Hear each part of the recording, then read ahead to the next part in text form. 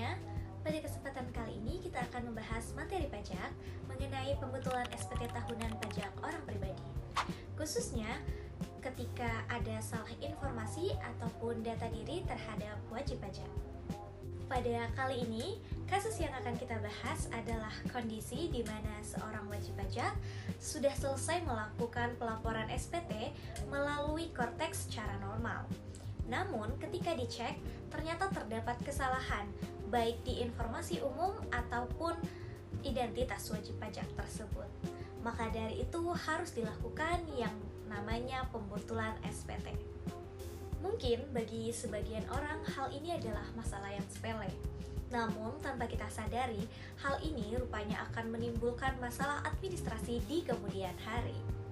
Oleh karena itu, di video ini kami akan menjelaskan beberapa hal. Yang pertama, yaitu apa saja kesalahan yang mungkin terjadi kepada kamu. Yang kedua, apa sih dampaknya ketika terjadi kesalahan pada SPT namun tidak dibetulkan. Dan yang ketiga, bagaimana cara melakukan pembetulan SPT melalui Korteks. Poin ini adalah poin terpenting dari video ini, maka pastikan untuk terus menyimak video ini ya.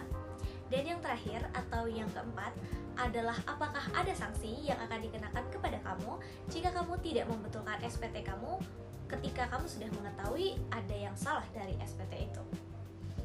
Jadi jangan berlama-lama lagi, ayo kita simak video berikutnya. Dalam kasus ini, si wajib pajak sudah melaporkan SPT tahunan orang pribadinya. Tetapi setelah dicek kembali, terdapat beberapa data yang tidak sesuai dari si wajib pajak ini sendiri, seperti data terkait alamat, yang mana si wajib pajak sudah tinggal di tempat tinggal yang baru sehingga alamat yang lama tidak digunakan kembali. Kemudian data terkait status PTKP.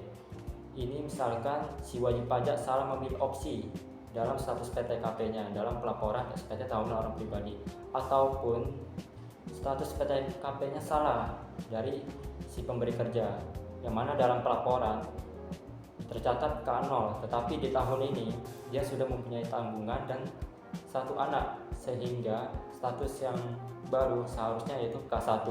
Kemudian penyebab ketidaksesuaian ini bermacam-macam, contohnya data terkait alamat dan sebagainya belum terupdate atau diperbaharui dari si wajib pajak itu sendiri. Kemudian data terkait status PTKP ini bisa dari kesalahan si wajib pajak yang salah memilih opsi dalam pelaporan SPT tahunan orang pribadinya, ataupun datanya yang memang salah dari pemberi kerja yang memberikan status PTKP-nya. Ketidaksesuaian ini sebenarnya tidak berpengaruh besar dalam pelaporan SPT tahunan orang pribadi, tetapi ketidaksesuaian ini harus diperhatikan dalam pelaporan SPT tahunan orang pribadi. Yuk kita lanjut ke pembahasan selanjutnya. Oke, tadi kan sudah dijelaskan oleh John Fat mengenai kesalahan atau penyebab kenapa bisa kita terjadi kesalahan identitas atau ya kesalahan data identitas meskipun kita sudah melaporkan atau melakukan laporan SPT tahunan, SPT pribadi. Nah, sekarang saya ingin lebih ke bisa dibilang menjelaskan dampak-dampak apa saja yang ditimbulkan jika kita terjadi kesalahan data identitas kita. Yang pertama adalah data wajib pajak menjadi tidak valid dalam sistem perpajakan. Yang kedua, menyulitkan proses administrasi seperti pemeriksaan maupun klarifikasi. Dan yang terakhir itu berpotensi menimbulkan selisih pajak. Misalnya jika status PTKP tidak sesuai. Nah, selain dari tiga itu, bisa juga apabila data identitas kita tidak diperbaiki dan di kemudian hari akan diperiksa pajaknya, maka wajib pajak itu harus atau dianjurkan atau diminta untuk melakukan klarifikasi tambahan. Oleh karena itu, meskipun SPT sudah dilaporkan dan diterima, wajib pajak itu tetap bertanggung jawab untuk memperbaiki data yang keliru melalui mekanisme pembetulan SPT. Nah, gimana sih cara memperbaiki data melalui mekanisme pembetulan SPT?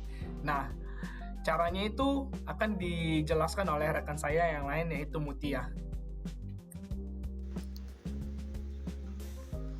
Oke, selanjutnya kita masuk ke langkah-langkah pembetulan SPT orang pribadi. Langkah pertama, teman-teman bisa login menggunakan akun Cortex dengan mengisikan nick dan kata sandi.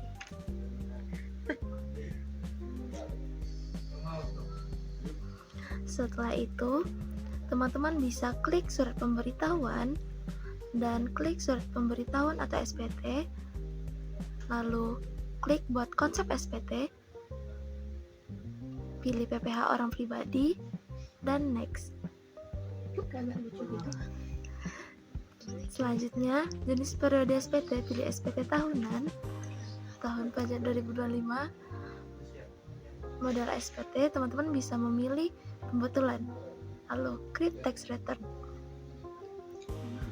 Dan setelah itu teman-teman bisa klik tanda pensil. Nah, pada bagian ini teman-teman bisa melakukan pembetulan SPT. Seperti contohnya, di sini saya mengisi K1 dan saya akan mengubah menjadi TK0.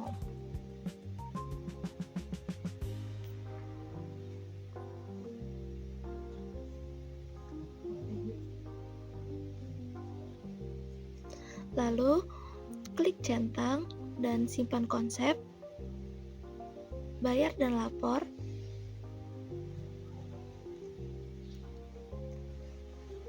Nah, pada bagian ini teman-teman bisa mengisikan paspres, lalu konfirmasi tanda tangan. Nah, untuk mengecek statusnya, teman-teman bisa memencet pada SPT dilaporkan, lalu pada bagian ini status SPT pembetulan teman-teman akan muncul. Nah, pada pembetulan ini dapat dilakukan selama belum ada ketetapan pajak dari pihak DJP.